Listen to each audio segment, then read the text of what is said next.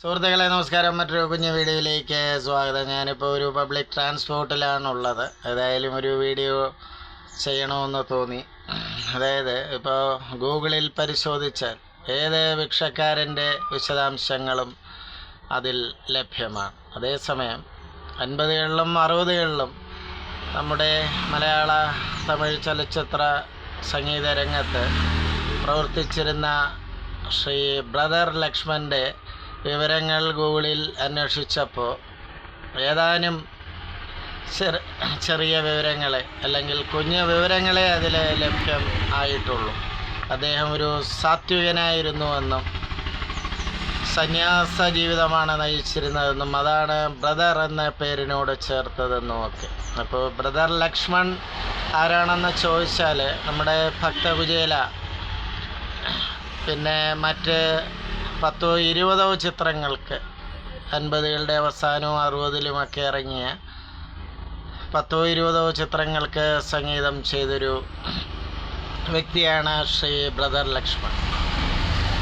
പത്രമാസികകളിലൊക്കെ മുമ്പ് പഴയ ചലച്ചിത്ര ഗാനങ്ങളെ വിലയിരുത്തിക്കൊണ്ടുള്ള റിപ്പോർട്ടൊക്കെ വരുമ്പോഴും ബ്രദർ ലക്ഷ്മൻ്റെ ആ ഫോട്ടോയുടെ സ്ഥാനത്ത് വെറും ബ്ലാങ്കായിട്ടാണ് കാണാറുള്ളത്. അദ്ദേഹത്തിൻ്റെ ഒരു ചിത്രം പോലും ഇന്ന് മീഡിയാസിന് ലഭ്യം അല്ല എന്ന് തോന്നുന്നു. ഏതായാലും ബ്രദർ ലക്ഷ്മൻ്റെ ഈശ്വര ചിന്ത ഇതൊന്നേ ശാശ്വതമീ ഉലകിൽ എന്ന ശ്രീ കമോര സാർ പാടിയ ഗാനം എക്കാലവും മലയാളികളുടെ ഇഷ്ടഗാനമാണ്.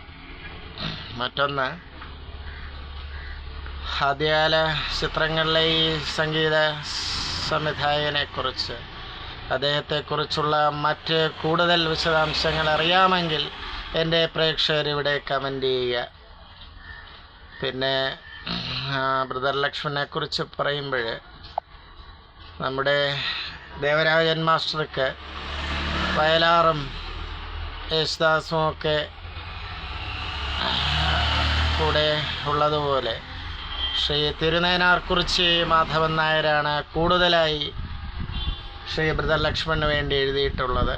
കമോര സാറാണ് സ്ഥിരം ഗായകൻ ശ്രീ ബ്രദർ ലക്ഷ്മണൻ്റെ.